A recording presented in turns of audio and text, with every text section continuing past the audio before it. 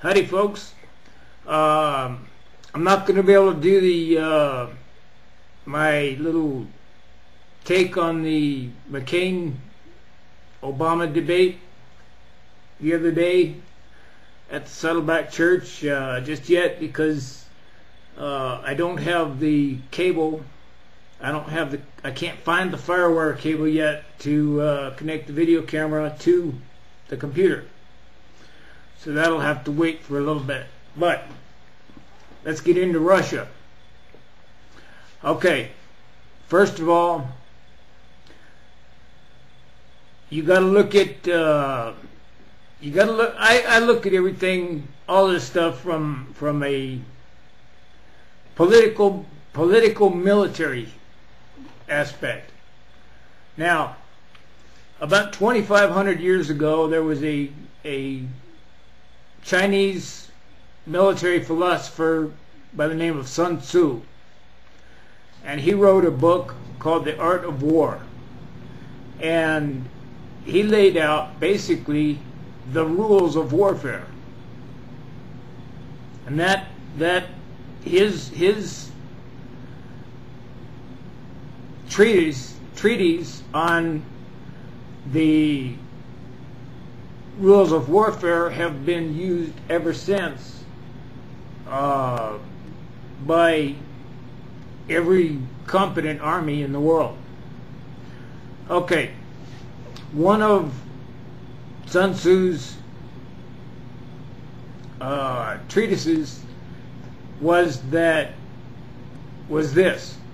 and this is paraphrasing because I haven't gone and grabbed the book and hunted through it to look up this exact phrase, but it goes like this: if you know yourself and you know your enemy, you will win 1,000 out of 1,000 battles.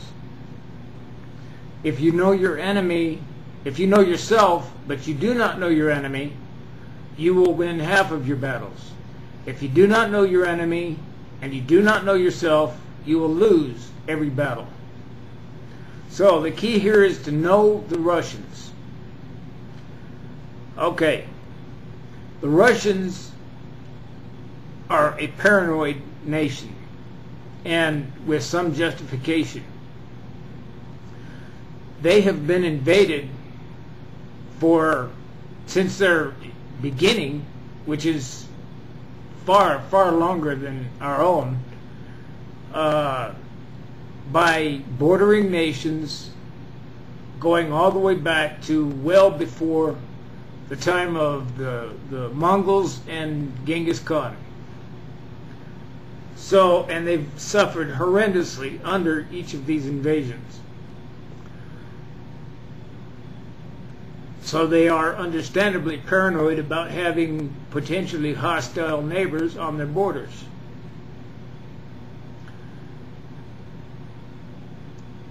Vladimir Putin is old school KGB. He would like nothing more than to see the Soviet Union reconstituted. The Russians, I should say, suffered a humiliating defeat with their defeat in the Cold War, the subsequent breakup of the Soviet Bloc, and the breakup of the Soviet Union, losing their satellite states to independence movements. Two of these satellite states within the Soviet Union were the Ukraine and Georgia, among others. Now, we get to Georgia. The Russians have been, for years and years, ever since Georgia declared independence. At first they had a very, very corrupt government. Still, I mean, under the Soviet Union, the government in Georgia was extremely corrupt.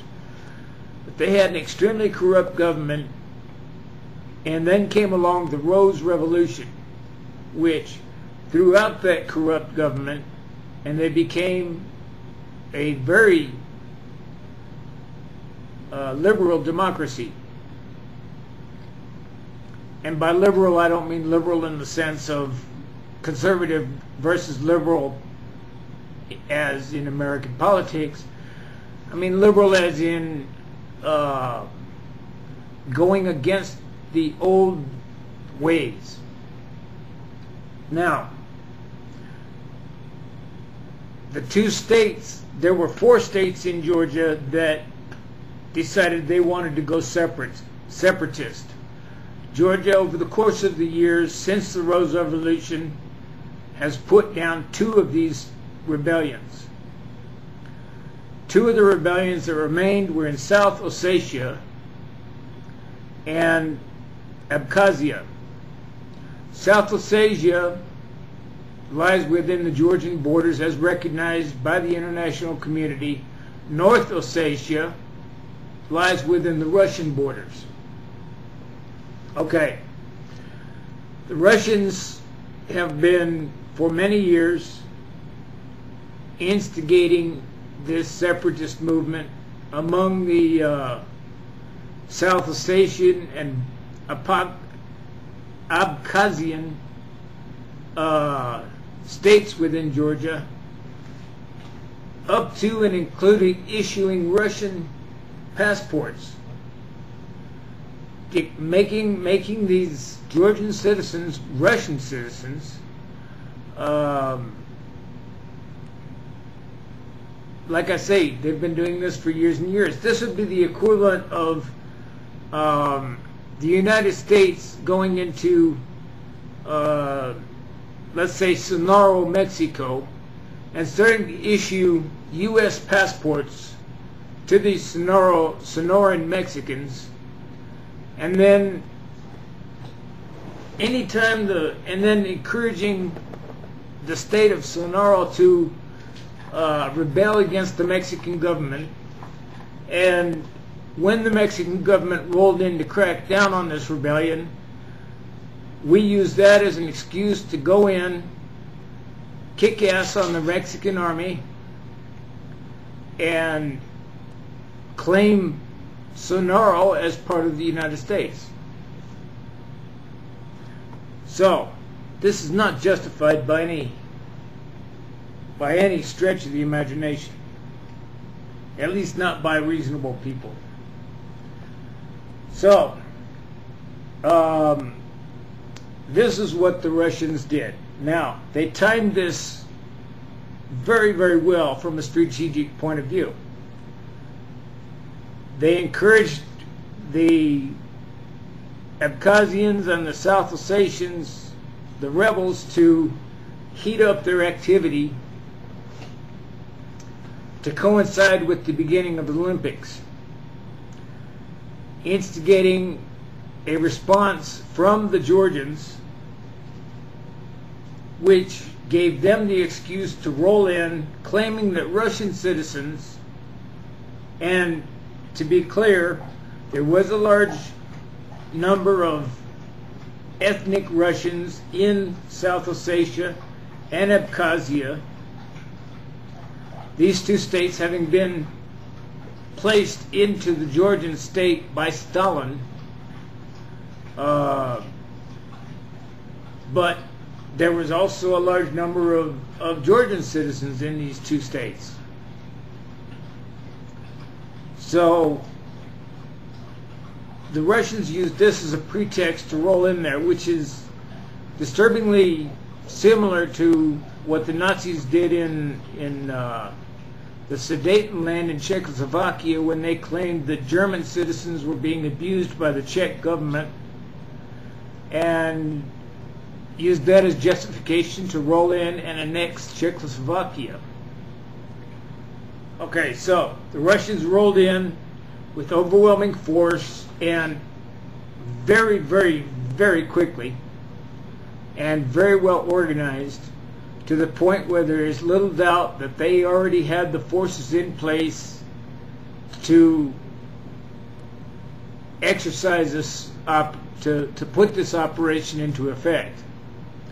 Since then, they have, as the whole world has, with the exception of Russia, has noted, their response was way out of proportion to the supposed justification for their rolling into what is Georgian territory.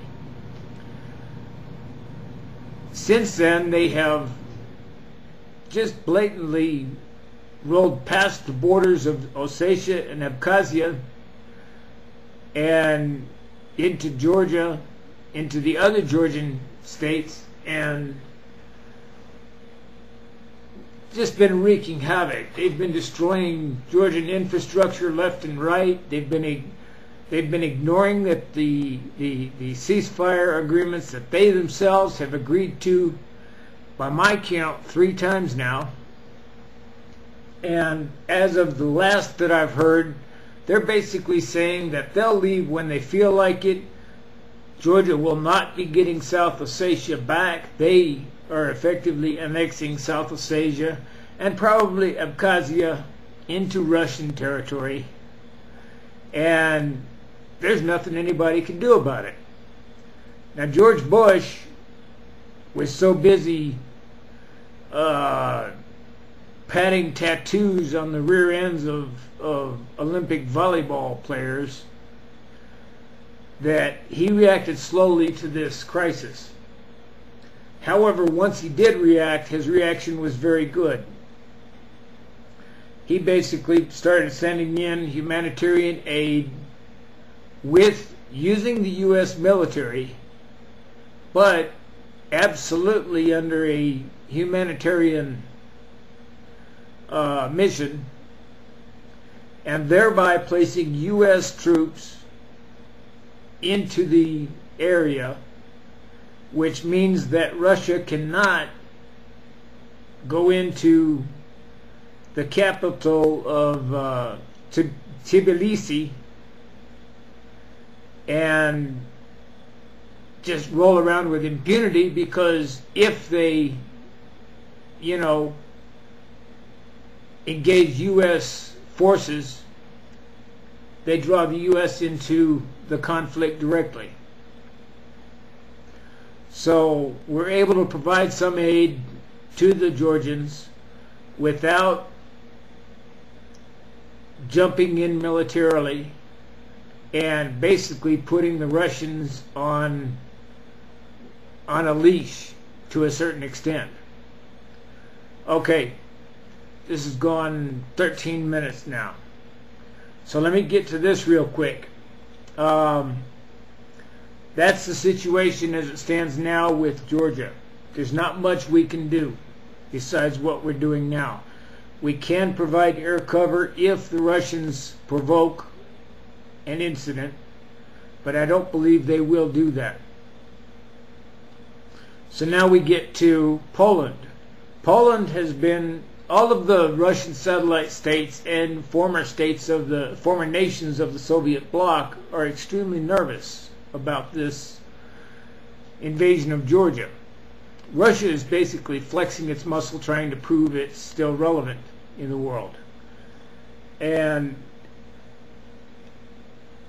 this invasion of Georgia has made the other satellite states and like the Ukraine and the other nations of the former Soviet Bloc extremely nervous. Poland's response was to, after years of hemming and hawing and dilly-dallying, they turned around and said, yes, we want the missile defense that you're offering. Russia's response to that was to threaten nuclear annihilation of Poland. Even though this missile defense would not be pointed towards Russia, it is a defensive weapon system, and the equivalent is, if you have a sword and I have a sword, actually with Poland, if you have a sword and I have a knife, me being Poland, and I'm talking about a butter knife, because Poland doesn't have nukes. If you have a knife and you have a sword and I have a butter knife, and I build a shield, then you get upset and tell me you're going to start whacking at me with your sword. Russia has stated that there will be no political solution to this situation in Poland. They're trying to bully the Poles and the U.S. and NATO into backing off on this missile defense, which is pointed towards, I should say, the Middle East. It's a means of defending Europe from a missile launch that comes from the Middle East. Iran is the one that they're worried about. So Russia doesn't like this because basically it emasculates their greatest weapon, which is the nuclear threat. If it was pointed at Russia, we've invited the Russians to monitor this system. They've refused. We've offered the Russians, we've offered to let them help set this system up, but they've refused. The only thing they've offered is the use of one of their radar stations, which is not technologically capable of performing the job that we need it to do. So we've refused that. You got to understand, the Russian military is about 20 to 30 years behind ours as far as technical advancement goes. And from what I've seen of the Russian troops on video in this conflict versus videos of our troops in the conflict in Iraq and Afghanistan, our forces and those of our allies are far better trained than the Russians. They're basically thuggish. They're more like a gang than an organized professional military as compared to our military. Okay, so the problem with Poland is we have a treaty with Poland that if Poland is attacked, we will regard it as an attack on U.S. soil. We will be drawn in. If Russia attacks Poland, we will be drawn into a shooting war with Russia automatically. It would be the same as far as this treaty goes. It would be the exact same as if Russia attacked California, New York, Florida, wherever in the United States proper.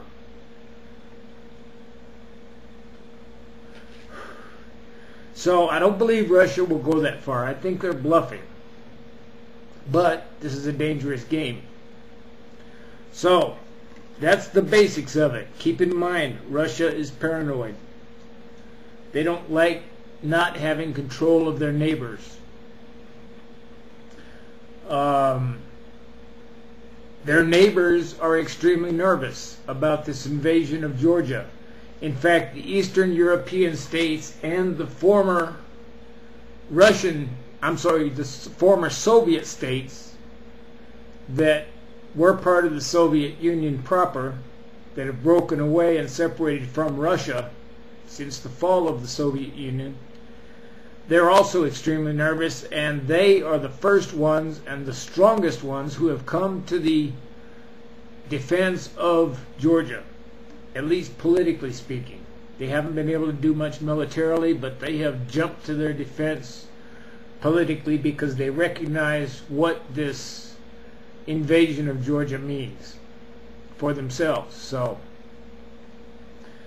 this is potentially a very, very dangerous situation. It is not far off the start of World War II.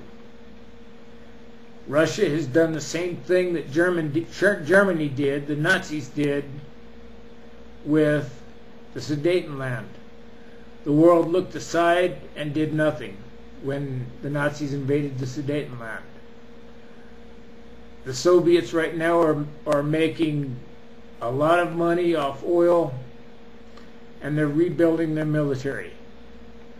Just as the Germans were rebuilding their military in the 30s, and in violation of the Treaty of Versailles. There is no treaty forbidding the Russians from rebuilding their military, but the Germans were rebuilding their military in violation of the Treaty of Versailles, and, you know, testing the waters of the world response with their invasion of the Sudetenland, with their they didn't have to fire a shot when they rolled in and took over Austria. Things like that. So this is the perfect example in my mind of a situation where if you don't learn from history, it will repeat itself.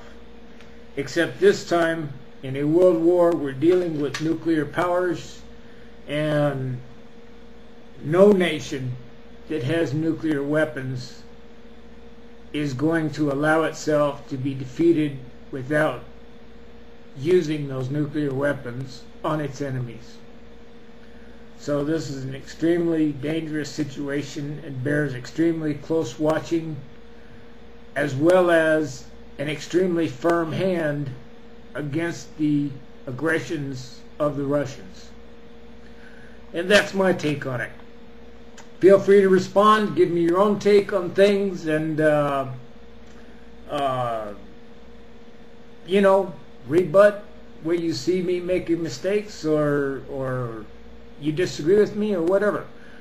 I will respond to your videos in text, most likely. I doubt I'll be making more video responses, but video or text responses are welcome on this. And with that, I'll say adios, hasta luego, and I'll holler at y'all later. Take it light, everybody.